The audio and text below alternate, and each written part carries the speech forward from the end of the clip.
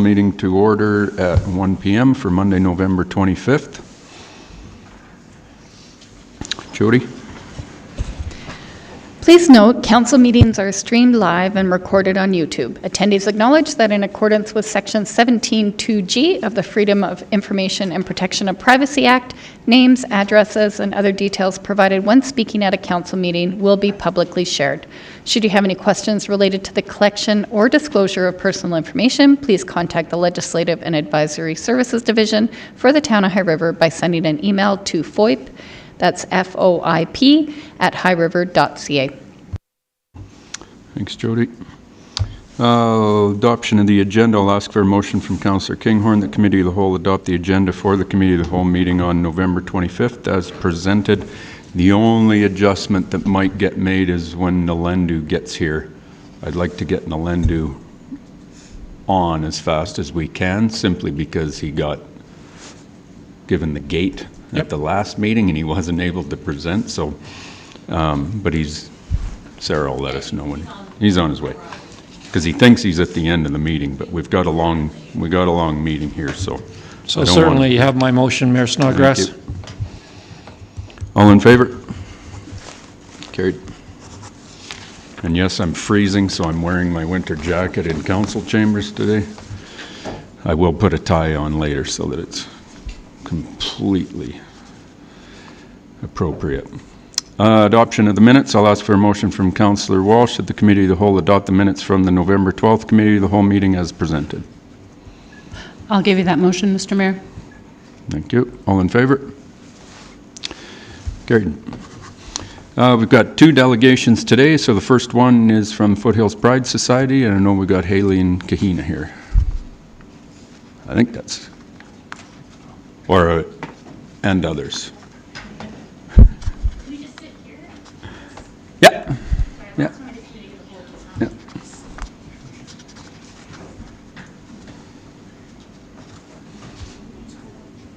What was?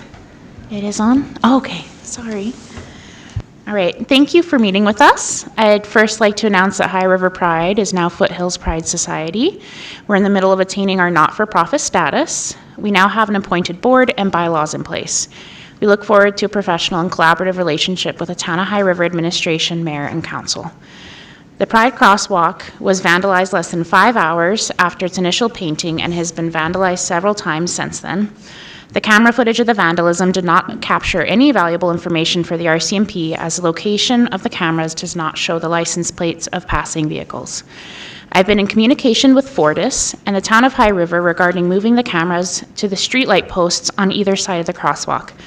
This would allow the cameras to view and record license plates. Fortis informed me that a third party cannot install anything on the streetlights, but if the Town of High River took ownership and maintenance of the cameras, Fortis would allow for the installation.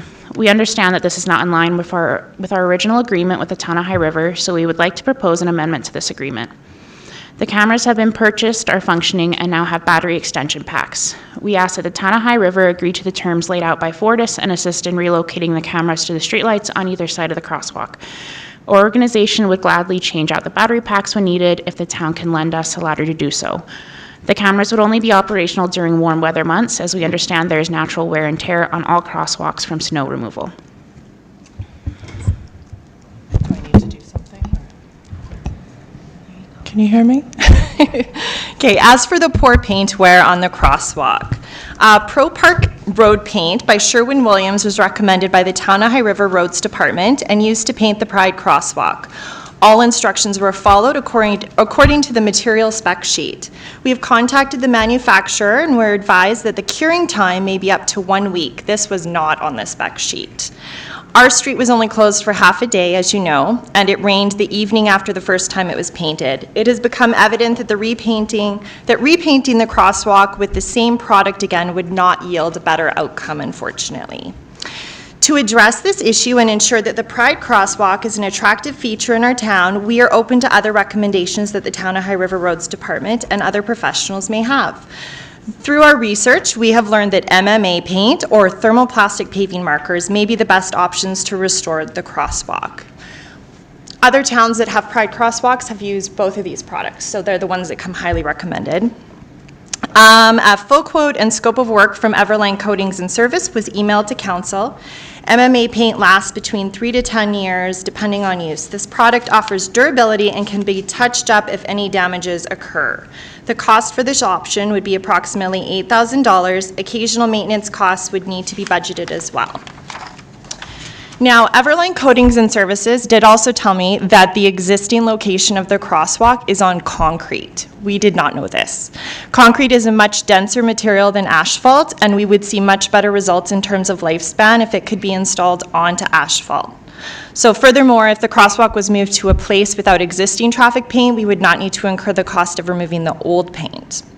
We also reached out to the Okotoks Council, who graciously shared their experience with thermoplastic pavement markings, along with installation and cost details. This was already emailed to you all. This option would cost $5,000 to $10,000 for initial installation and would need to be replaced in part or whole every 2 to 3 years. I think you're all aware that the Pride Crosswalk in Okotoks is maintained and owned by the town now, or the city of Okotoks now. We would like to ask that regardless of what solution is decided upon, that the town of High River consider assisting monetarily with the restoration and maintenance of the Pride Crosswalk. If moving the crosswalk location is viable, we would also ask that you consider this. Both MMA paint and thermoplastic markers will require more funding than the Foothills Pride Society can procure alone. The town leading a project such as this would align directly with their strategic plan to create a vibrant community for generations to come by valuing each other's uniqueness and diversity. Inclusive communities have higher levels of resident satisfaction and become tourist destinations, bringing in more business revenue. We thank you for your time and consideration. Foothills Pride is confident that together we can find a solution to the security and sustainability of our Pride Crosswalk. Thanks. So next on the agenda that we shared with you was to go through the media statement in regards to the rise of targeted vandalism in High River. In the interest of time, I believe you guys are all familiar with the concerns and issues there. So instead, I would like to just read through a summary of what we are asking for today. What we've done is we've gone ahead and aligned all of these with your own town's strategic priorities. So the first thing we're asking for is the relocation of the security cameras. In support of safety and security, we ask the town to relocate security cameras to streetlights flanking the Pride Crosswalk as per Fortis's terms, and provide our organization with occasional access to a ladder for battery maintenance. Our second ask is assistance with the Pride Crosswalk maintenance. In alignment with the Town of High River's vibrant community goal to provide the foundation for an inclusive, engaged, and thriving community, we request financial assistance from the town for the restoration and ongoing maintenance of the Pride Crosswalk. Additionally, if you deem it viable, we ask the town to consider a more sustainable location for the crosswalk to ensure its longevity and accessibility. And thirdly, we do ask for public support. We ask for public support of the 2S LGBTQ community. We ask the mayor and council to say it, mean it, and do it. Support our community by publicly denouncing targeted vandalism and hate speech. And in addition to your support of the Pride Crosswalk, we also ask that the town join us and other towns and cities across Alberta by celebrating diversity through action, such as proclaiming a Pride Day, raising a Pride flag, or supporting Pride parades and events. These actions directly align with the town's guiding principles that we can be counted on. By taking a clear and public stand against hate demonstrates the town's commitment to safety, diversity, and inclusivity. We inspire each other. Supporting Pride initiatives encourages others to celebrate diversity, fostering positivity and empowerment. We respect one another. Publicly valuing 2S LGBTQ individuals highlights their unique contributions and ensures that they are seen and respected within the community. That we're better together. Collaborating with organizations like Foothills Pride and embracing diversity really does lead to the best outcomes for everybody. And lastly, but not least, we dare to be different. Supporting Pride and diversity challenges outdated norms, promotes continuous growth and innovation as a community. And lastly, I'll just say that fostering equality is a shared responsibility across all levels of government under the Canada's Charter of Rights and Freedoms. You have a role to play that is crucial, ensuring inclusive service delivery, community safety, and a sense of belonging for all residents. By demonstrating these actions, the town of High River can demonstrate leadership in making a positive difference now and for generations to come. I'd like to thank you guys for your time today and your consideration.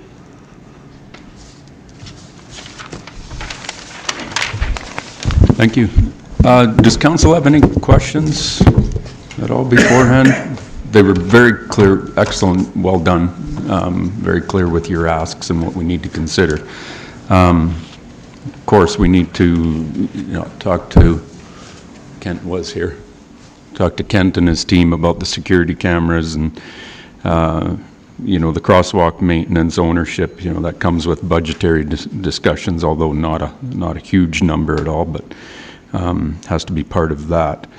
The location change, hey, do you have any ideas? Because all the crosswalks downtown are pretty much concrete, right, when we rebuilt it. So I'll be looking and asking you folks as well to bring us some ideas as to, and maybe it can stay right where the venue is and do something creative around the physical actual crosswalk, but maybe we can do something different there, but I'll be looking for answers there. And obviously with public support is extremely important. So any questions from council this time? I think we're pretty clear. Thank you very much. I'm writing on the agenda I need. Next delegation is Lori and JP, and I know Steve is here as well from with Ledcor and Tango regarding what, or JP, you're probably presenting with Kent, are you? No. Or not JP, Steve is probably presenting with Kent. Okay, with the survey. Okay, gotcha. Thanks, guys.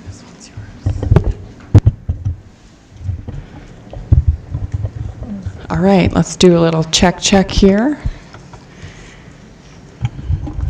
Just going to get sorted here. So hello, everybody. My name is Lori McPherson, and I'm the Director of Business Enablement from Ledcor Technical Services. And I've brought my colleague here today who will introduce himself. Hi, my name is JP Nyan. I'm Director of Design and Engineering for Western Canada, supporting Ledcor Technical Services. Excellent, and we are here today to announce an exciting project. Ledcor Technical Services would like to be installing Fiber Connect's fiber optic line in the town of High River come next year, and I'm here to give a little bit of a project overview of what we propose to do. JP? Yeah. So currently we have folks out in the field that are doing field surveys. As you can see in the green outlines, these are the FSAs, or fiber serving areas, that we are proposing to bring fiber to. Majority of this is going to be a new civil build. There is some existing conduit and some aerial infrastructure in town, and we might be utilizing that, but that is based on field observations and surveys. We're looking to bring fiber to about 5,000 prems, or premises, residents and businesses. And we'll be looking to submit permits. Yeah, I was just going to say, I can hardly hear you. Sorry. Yeah, so you can move the mic closer. Yep. Thanks. Start from scratch again, or did? Yeah, I can hear you. All right. You guys hear him? No, now it's good. Now it's good? Okay. So the green boundary areas are fiber serving areas, and that's what we're looking to bring fiber optics to. Majority of this is going to be a new civil infrastructure, so excavation, drilling required, and some existing conduit, and some existing aerial infrastructure as well. We will know what type of method of installation once we finish up doing our field surveys and designs. And we're looking to bring fiber service to about 5,000 prems, and some of those being businesses as well. So a little bit about this project, because we've introduced a new player here. So Fiber Connect is going to own the infrastructure. Ledcor Technical Services is the designer and builder of the infrastructure, and that's why we are here, because we do the work. And then TELUS is the service provider who's going to be leasing the service, or who's going to lease the service back from Fiber Connect to provide services to businesses and homeowners if they choose to use those services. But the infrastructure will be there at any time in the future. So here's a couple of photos of the buried work. So this will be mainline distribution build is in the public right-of-way. And on the right-hand side, you'll see a vault structure that we'll need to put our fiber optic splicing closures into and backfilled and remediated to as close as original as possible. And then, so after the crews come in and do what JP described as working in the right-of-ways, our in-field representatives will come door to door and ask for permission to bring the service installation to the side of their house. And you'll see two pictures. I think most of the houses will be on the left side.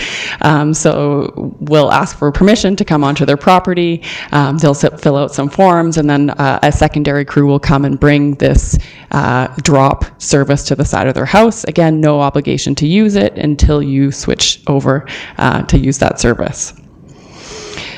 Which brings me to probably the biggest questions from the councils of how are we going to remediate this work?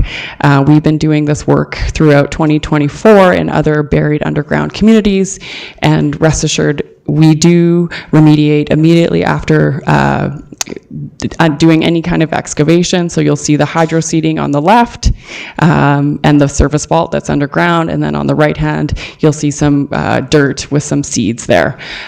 We do like to get ahead of this with the citizens, because this is probably about 99% of the people will be coming to talk to you about the work that's happening in High River.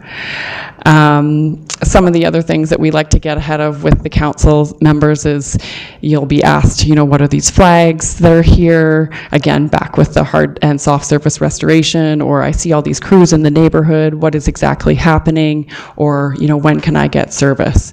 I bring these things up because it is a common question that we get from the councilors. I'm just gonna go back. Okay, there we go. I forgot my glasses today.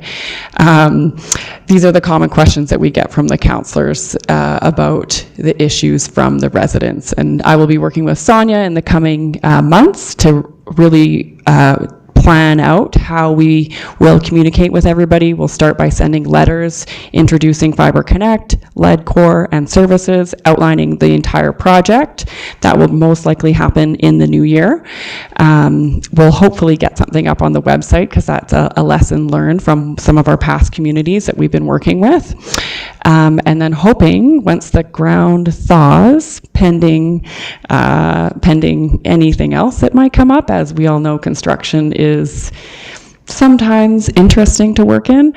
We'd like to start when the ground thaws. And we will work with the good people of High River that will be approving all of our permits. Okay? Last but not least, last but not least, just there we go. And last but not least, just to give some assurances to the good people here. So Fiber Connect is the one that's going to be owning this infrastructure. They have an internet. All of the communication will come from them. They take customer service very seriously, so any inquiries that come in from the residents get addressed within 24 to 48 hours. And I personally oversee all these as well. As I'm sitting here, I'm hoping I see some eyes. Is there any questions from the councillors about the work that is going to be taking place? Thanks, Laurie. Thanks, JP. Councillor Jones. Thank you, Mayor Snodgrass. I have a couple of questions. So what are the specific benefits of this particular fiber over what we have now? Great question. Copper is about 60 years old, and it served us very well. But as we move into the future of everything being connected, it's a more reliable service, faster, much easier to maintain. What are the other benefits, JP? This is also a passive, so the copper network is powered, and this is a passive network, so it doesn't use as much electricity. It's a much greener option. And the speeds and what you can do, like they're streaming the TVs, everybody's using multiple devices in the home these days, and the copper network is not, it's not something that can keep up with future demand. It's where the future is going. So does what goes into our house then have to be changed as well? There'll be a router, like your modem, that'll have to be upgraded, but that's part of the service offerings. Okay, and in the one picture, so it has like a vault underground, but would it be hidden, or is it something that you see on our grass? It will be at ground level, so you'll see the lid at the end of the day. That'll be visible. On every grass and? No. It's not every grass. No, this is not on every lot. There's parameters that we have to go by for how many houses along a street, and then there will be a structure. But that depends on how many houses can be served by that particular box. Okay. Yeah, it's not on every house. So if you walk around, maybe not anymore, but you might see the current boxes. You probably don't even see them anymore because you just walk by them every day. Okay? All right, thank you. Councillor Barton? Thank you, Mayor. Two questions. One is the current boxes infrastructure, the TELUS infrastructure that is there, is that coming out? Is that part of the whole deal? No, that's not coming out right now. So as part of it, this is bringing new fiber, new infrastructure. We'll try and reutilize structure where we can. So that obviously will not come out in the future. There is a copper reclamation program that TELUS has on the future agenda, and that is taking copper offline. But that has to, first fiber has to go in and be adopted by everybody. Okay. And my last question is, so Fiber Connect is, I think I saw, I'd have to go back, but it says it's CRTC registered company. Does TELUS have any ownership in it? No. Okay. So my question is then can other providers come onto this fiber? Not at this time. Why?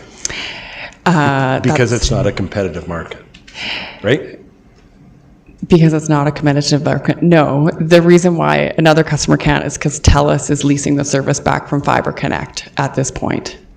Other competitors may make an offer to Fiber Connect, but nobody has yet. Okay. Thank you.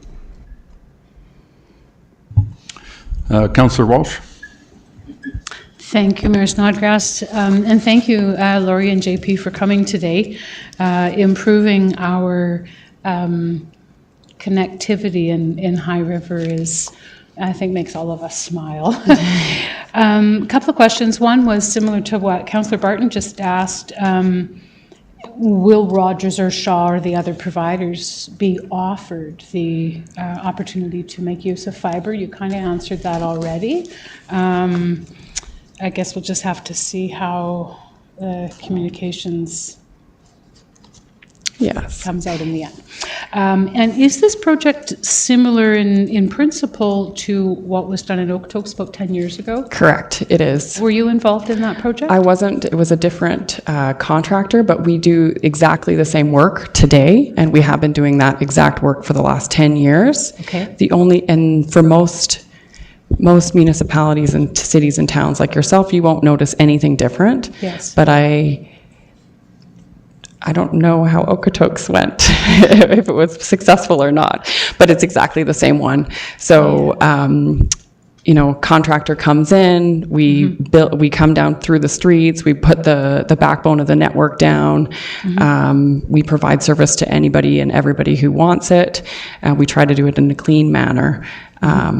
And at the end of the day, everybody gets this new internet service. And overall, the uptake of people taking on the upgrade, if you will, that's for the most part, successful? Absolutely. Yeah, we get a lot of warm reception at the door. So when our infield people come in, they're super happy to see us, or they're excited to hear about this new technology because they have been seeing a lot of marketing, if not from some of the telecommunication providers. Right. And for those that perhaps haven't seen a project like this happen, I lived in Okotoks at the time. And at first it was disruptive because the sidewalks were dug up and this, that, and everything else, but not a trace now. It was very, very well blended into the landscape, if you will. So to answer your question, I don't think you can tell where they stopped and started then, but thank you. Thanks.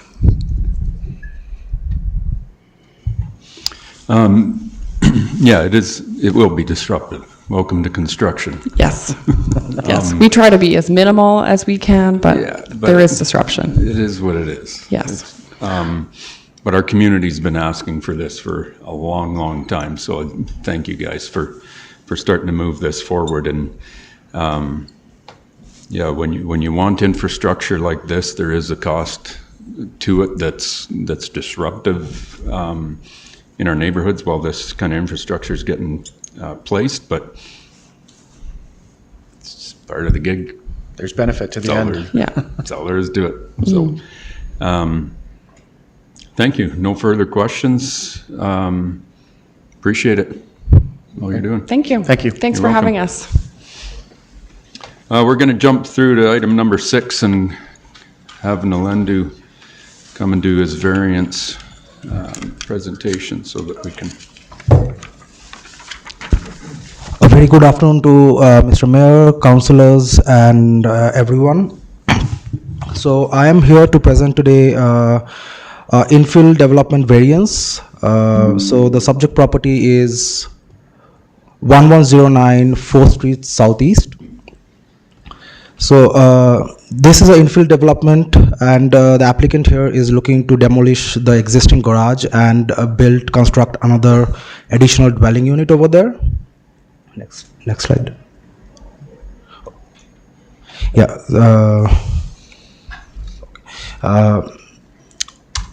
So this is the proposed development plan. So the existing house remains over there, and they are going to construct another additional dwelling unit in front. So the variances we are looking here are, the first one is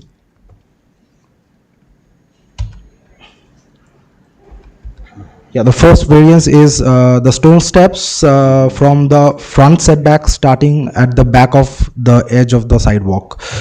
So due to the steep slope of the site, the applicant is looking to place a couple of steps on the town property from the back of the sidewalk to his property line.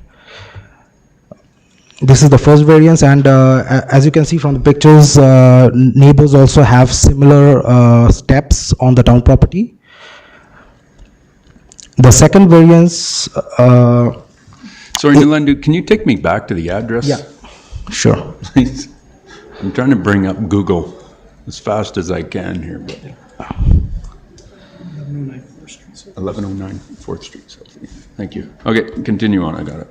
Oh, shit. It's sitting right there. Okay. The second variance is the height of the fence. So our land use bylaw specifies that the side fences can be a maximum of 1.8 meters, but the applicant here is looking to put 2.6 meters fence because he has a beehive in the rear yard, and the bee flight line basically coincides with the property to the south of the subject property. So he wants to put a privacy fence higher, which is 2.6 meters, so that his neighbors doesn't get disturbed, and his neighbors are fine with it. Are you? Yeah. You know I'm going to ask it, right? Sorry? Is this fence stops bees? Yeah. So the flight line of the bees is basically the bee will go over the fence. They won't go. If the height of the fence is low, they will try to go straight into the property next door. So if the height is more, they will go over the fence and probably where they're going. So that was the rationale from the applicant.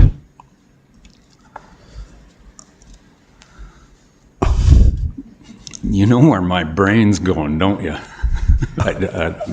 Maybe I don't understand bee flight, I guess. Yeah. Okay, continue on. The third variance is the covered porch. So the land use bylaw allows a porch to extend 50 meters into the front setback, but here the applicant is requesting for 75 meters covered porch into the front setback. So yeah, these are the three variances, and I'm looking for feedback from the council and Mr. Mayor.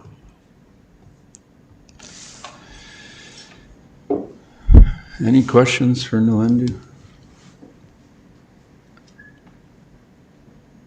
Councillor Kinghorn.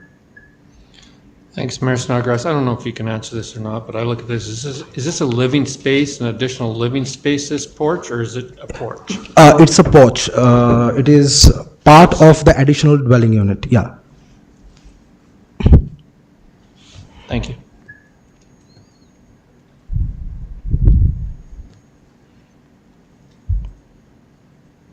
Sarah, sorry, did you have?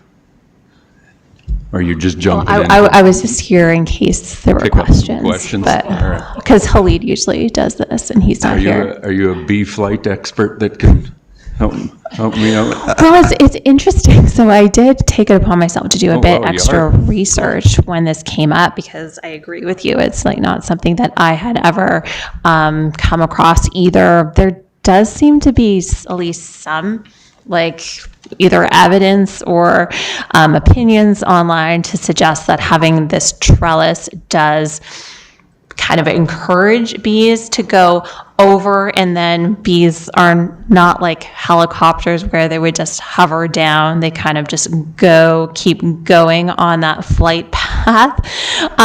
This is just based on my research. I think the important thing here is that it's the design of the trellis. I'm not even really sure if I would call it a fence. I think it's a trellis. I think overall it appears to be very attractive and fits in well. It's not something that's totally solid or anything like that. I believe that the applicants have demonstrated a high degree of communication with their neighbors, and the neighbor appears to be accepting or no concerns regarding this trellis.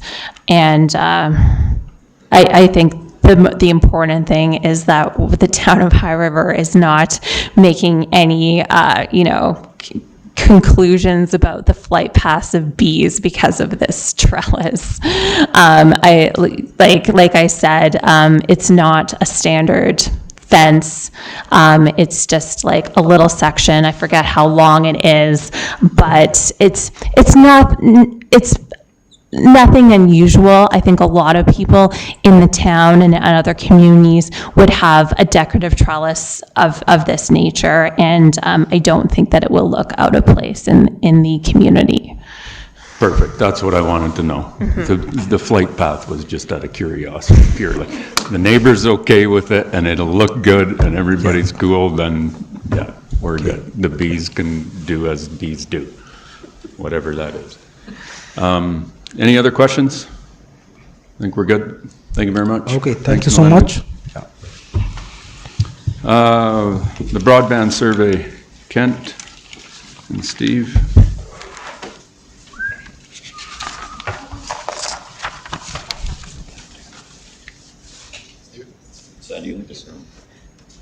There's so much vegetation there, you can't. You won't. That's the trellis there. And they're just going to extend it a little way. Oh, come all the way. The tree's going to get lost. More likely with construction.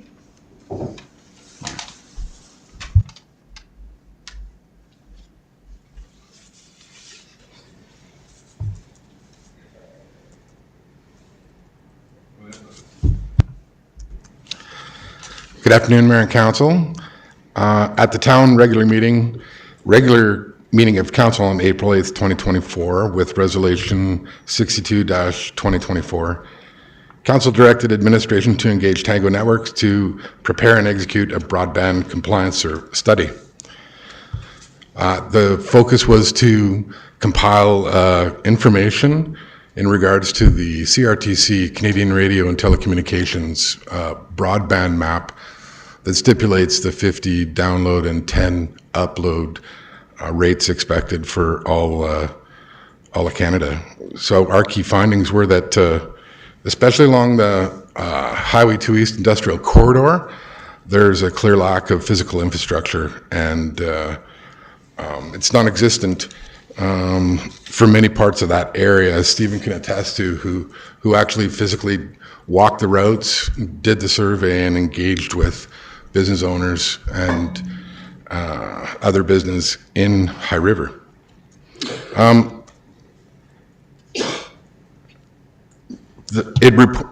problem is that it also reports many of these places that actually have so-called broadband services to not be able to meet the uploads and download speeds by half. And less than half of the businesses in High River actually have no access to Rogers Business Internet. So in order to bring the broadband services to business owners, they're looking at civil costs ranging from $50,000 to $100,000 through both TELUS and Rogers. So it shows us that the CRTC broadband map has significant inaccuracies. The in-person and online survey tools, as leveraged by Stephen and Tango Networks, has proven the gaps and the lack of infrastructure to support a modern and scalable internet service, a broadband service to business, and in many cases also residents in High River that are not able to achieve those CRTC standards right now. So this report informs the major internet service providers of the areas of focus for broadband improvements required here in High River. And I think the data can be used to inform applications for federal broadband and infrastructure grants. Our desired outcomes from this are to accept the report as presented and to also support the recently announced today, just ahead of us here, Fiber Connect project to provide broadband services within the town of High River, partnering with TELUS. In addition to that, though, I think that it's really important that we look at the recommendations in the report to sort of guide what we do, especially continue to advocate broadband services as part of our growth and enhancement. Administration will explore regional broadband opportunities and also create clear direction in continuing efforts to support services that meet and exceed those CRTC minimum speeds, not just for business, but residents as well. This report will be shared on the town website if anybody wants to read it there, and if you have any questions. Thanks, Kent. Anything to add, Steve? It's a very comprehensive report, so I would recommend, not to say to read something I wrote because it's so cool, but I'm just getting down to the point that there is valuable information there based on based on geographical location. And not to mention that our team was actually taking a look and evaluating physical infrastructure assets throughout the entire town. So there is some level, and with this announcement coming from this Fiber Connect, it is quite intriguing and interesting. So as part of our mission was to advocate and to reach out to the ISPs to let them know that High River was pursuing a hard look at what they are doing in the towns, what they're doing well and what they're not doing well. And so I'm not saying it attributed to what this recent development, but at the same time, there is an essence of information within that packet that could help facilitate and be a little thoughtful in how we do distribution of fiber available connectivity, because there is misconceptions on the residential side of many residents thinking that they do not have access to viable internet, but that is inaccurate. It's more about an educational or communicative aspect of it, that it is available, but they might not want what is available. which is an entirely different concept than actually not having something available. Right. But the biggest thing that we received from the business community was, number one, it was very supportive and excited that the town was taking it seriously, that we were talking to physical business owners. So that came off very positive, that the town was taking a look at it. And basically everyone that we talked to, especially those that didn't have access to Rogers at this time, were absolutely in a desperate place. And TELUS isn't viewed very favorably due to the traditional, and as they could speak behind us a little bit more, is the traditional ADSL infrastructure, copper infrastructure is just not sufficient. And then the cost of getting Rogers put in was obviously capital intensive at times.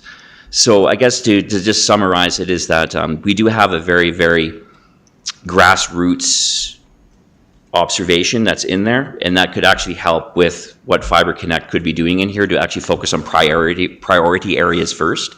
Because the last thing I think, and this is just my opinion as a citizen as well, is that if we focus the fiber build or the connectivity enhancement on those that already have access to that while leaving those that have nothing in the lurch would be very negative in my opinion. Right. And we've isolated and pinpointed where those infrastructure gaps are, and feel free to use that report to guide that strategy. Perfect. Thanks, Steve. Any questions from council? JP, I've got one going back to your presentation. The green area that you showed on the map is, if you are located in that green area, will you be guaranteed access? Is that right, eh? Okay, fantastic. Mayor Snodgrass, if I may. Yeah. I believe the red areas that you see on the map are current FTTP. Yeah. They're currently optic capable, yeah. Right, okay. No, it would be those red areas.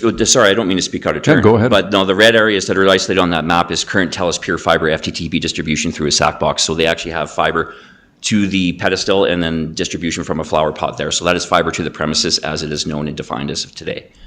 Those that are outside of that red box will have access to ADSL, which is a copper link from TELUS, also known as Twisted Pair at times, which won't give you speeds even where close to 50 megs, which is forcing people to take Rogers, because Rogers does have 1 gig available internet currently. So in all those areas covered in green, the residents of those areas do currently have 1 gig access if they choose to take Rogers. That being said, having competitive choice is absolutely brilliant, and I fully promote that as well. So in the position, if they go forward and do their FTTP distribution through Fiber Connect, then every resident of High River would have access to 1 gig symmetric or 1 gig internet from either provider, which is actually a benefit to.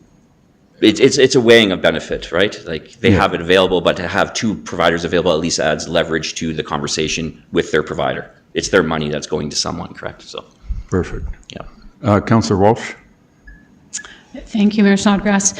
In the recommendations, there's reference made to working with surrounding communities in developing as we look at how water resources, et cetera, between here in Nanton, here in Cayley, does it make sense to collaborate with those immediate connections? I mean, if we're going to be going underground and connecting ourselves via water, do we look at a farther reach to reduce our costs as well as empower our neighbors? Thank you.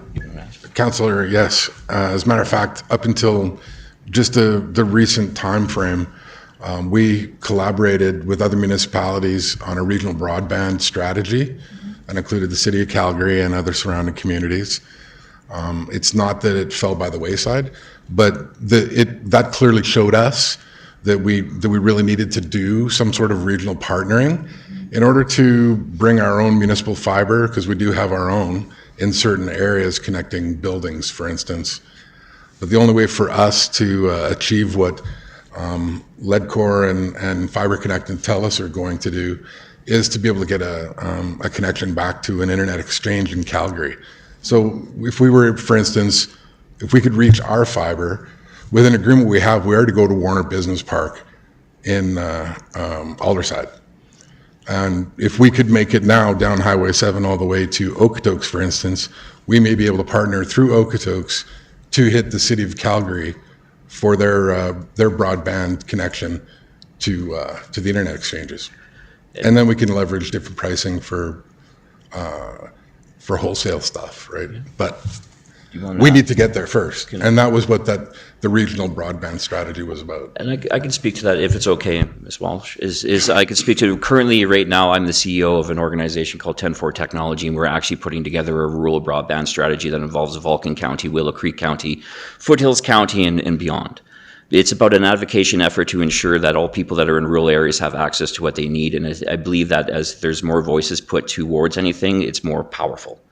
High River obviously is a little bit of a different situation because you do have ISPs that are currently taking it seriously, including one that's willing to make a significant investment into the community. So as far as that rural broadband partnership, we are currently in conversations of linking up multiple areas to facilitate that and advocate for that. And if High River wants to be part of that conversation, 100%. As far as moving the internet exchange that you need to access into Calgary to be able to provide sufficient internet, there is a lot of talks of moving an internet exchange very close to here currently, which would actually change the entire game of rural broadband enablement and rural broadband distribution, actually fundamentally. So, yeah, you're welcome.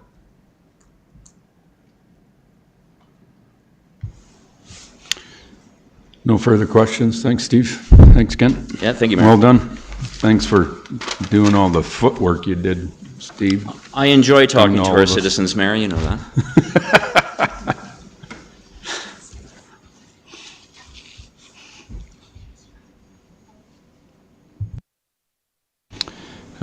2025 operating capital and special projects budget. David?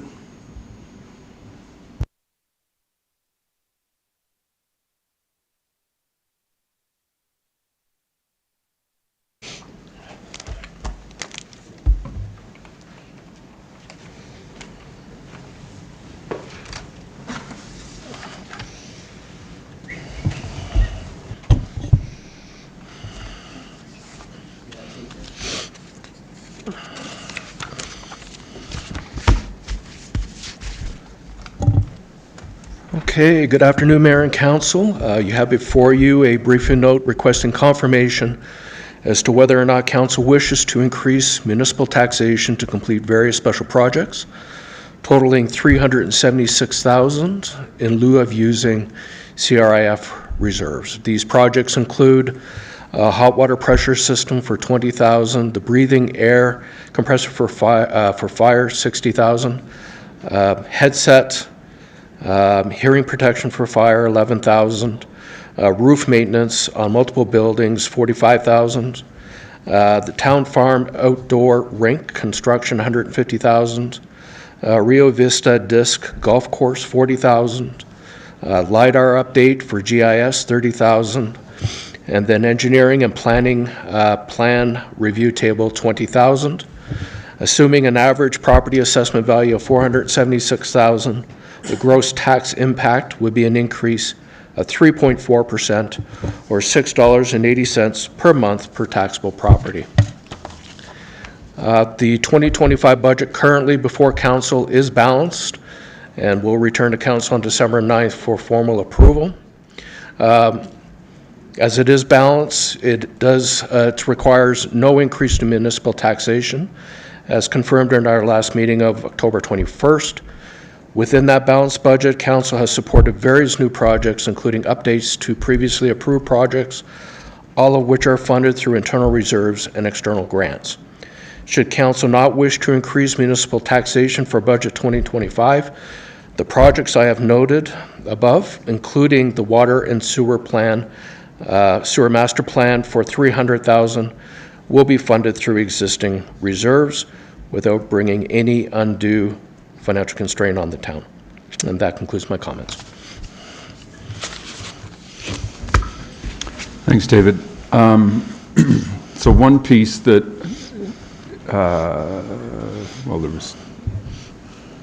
just the one that we didn't talk about through the capital budget is the engineering plan review table.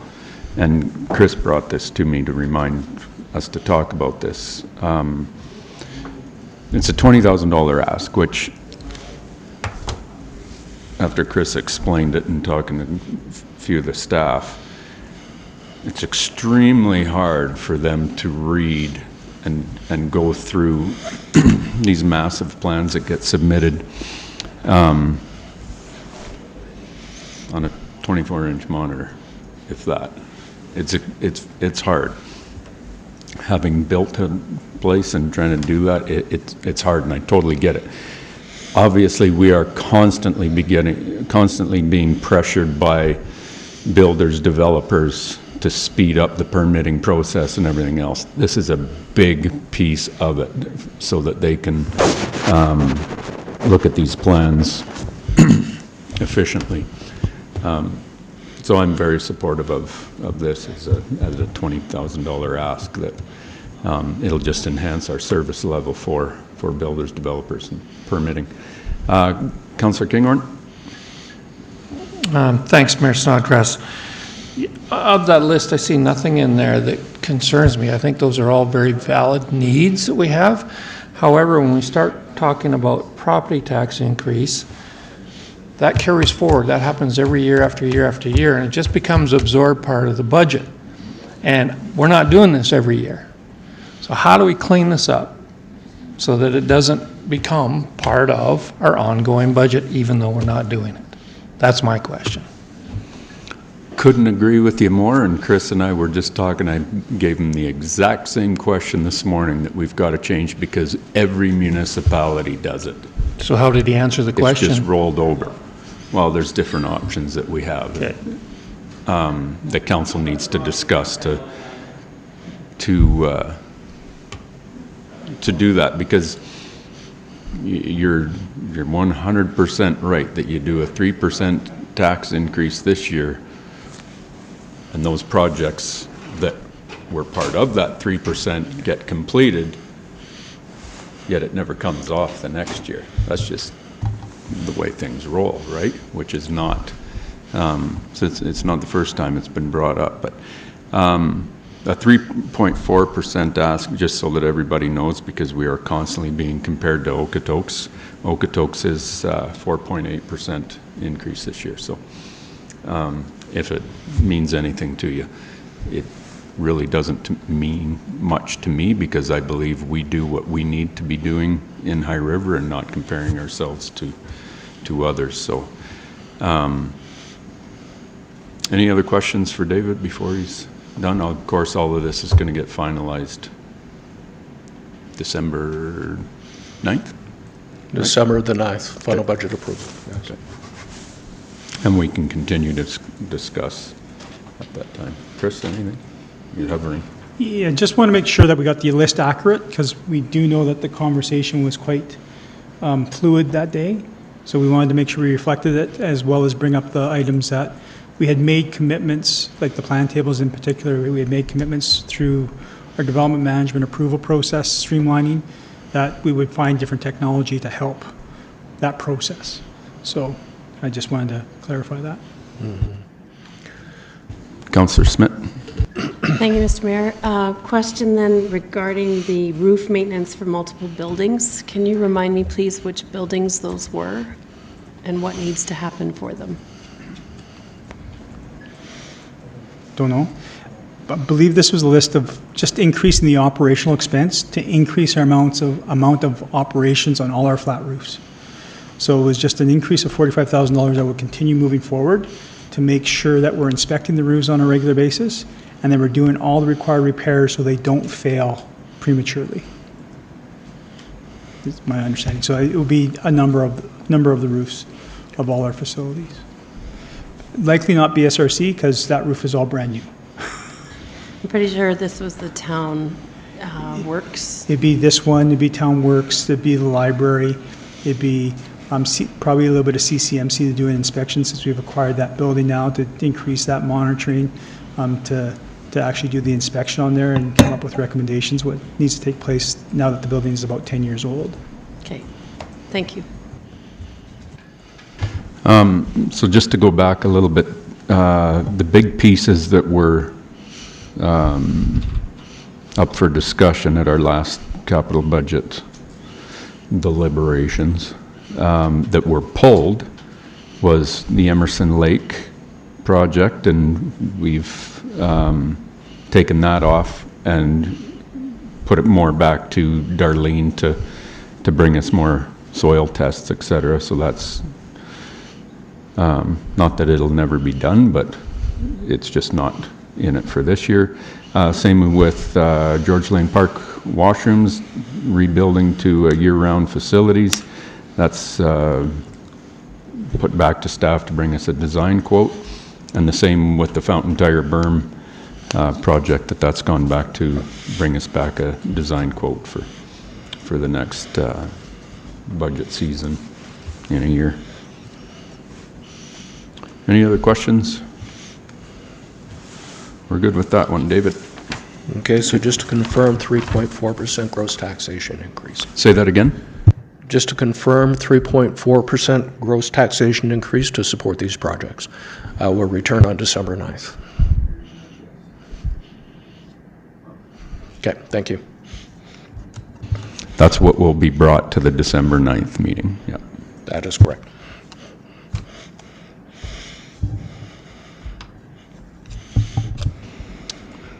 Rate bylaw?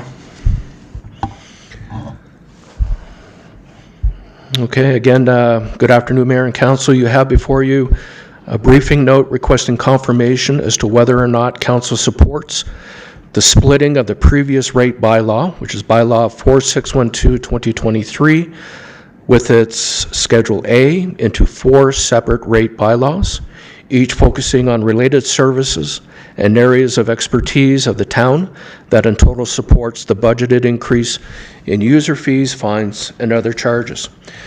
As noted by CAO Prosser in the briefing note, by splitting the bylaw into 4 distinct units, it allows flexibility to adjust rates and fees based upon the various timing for new seasonal recreation programming, reflect increased levels of service, and allow for clear communication for residents on specific fees. It also allows for the workload to be staggered and allow for increased communication of changes. If agreeable, administration will return to council on December 29th to seek approval of a bylaw that initially focuses on permits and licenses to be effective January 2025, with additional bylaws focusing on other groups and rates coming forward as we move further into 2025. And that concludes my comments. Thanks, David. Councillor Smith? Thank you. Could you just clarify December 29th, coming back to council for? December 9th. Okay, thank you. I heard 29. Did I say 29? Yeah. Sorry, I'm not around. Okay, thank you. Either are we.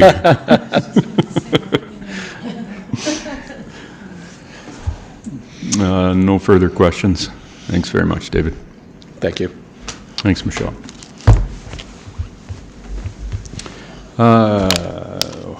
Open Q&A, council to staff. Chris? Anyone? If you got nothing, Councillor Kinghorn, go ahead. Since we seem to be ahead, I didn't think that would happen based on the agenda that we had for Committee of the Whole today. And I know you were going to bring it to council in your comments, but I would like to ask if council will be willing to have a discussion around the recent CRB announcement that it'll no longer be funded at this time as opposed to doing it at the end of the council meeting. You read my mind. We've got time. We can do it now. So with the Calgary Metropolitan Region Board that High River is a part of, along with High River, Foothills County, Okotoks, Chestermere, Rocky View County, Calgary, Airdrie, and Cochrane. The CMRB historically has been fully funded as a regional board by the province of Alberta to the tune of $2 million.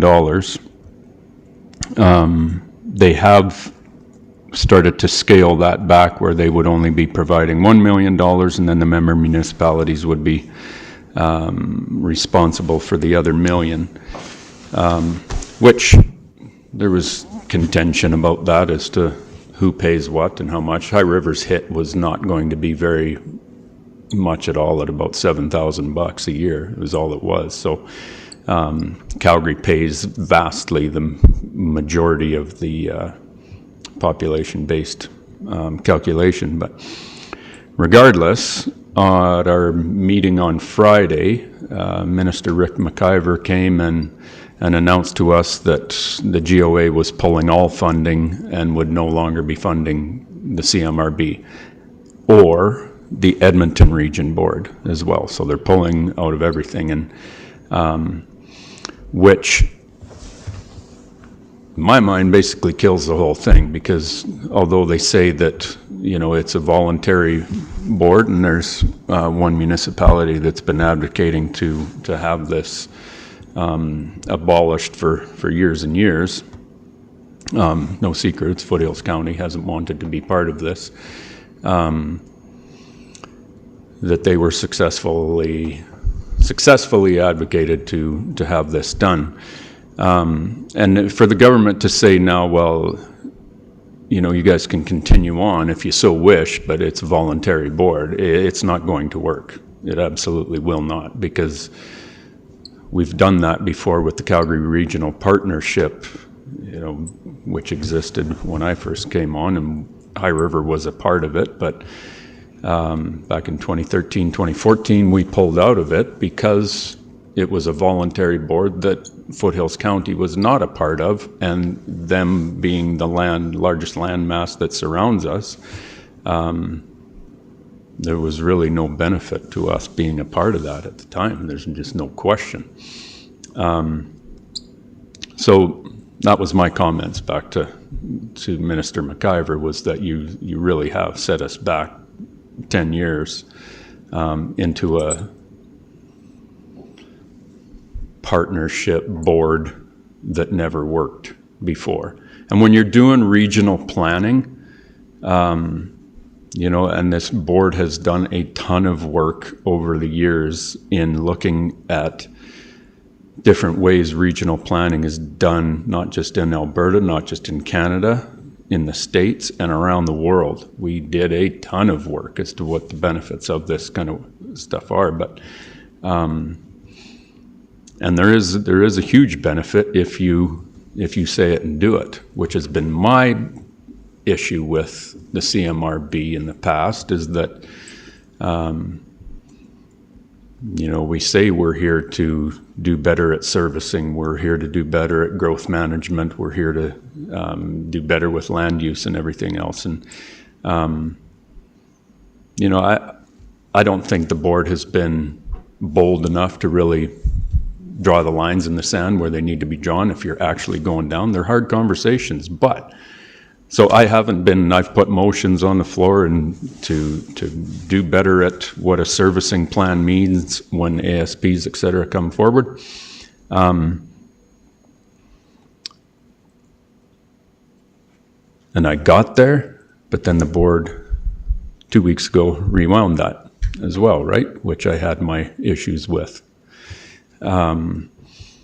So not everything was perfect with the CMRB, but the fact of the matter is that we were absolutely moving forward, and to just end the whole thing honestly puts us back, like we're welcome to 1975, folks, because we're back to the way things were done back then, and it's just a free-for-all between municipalities to fight it out. But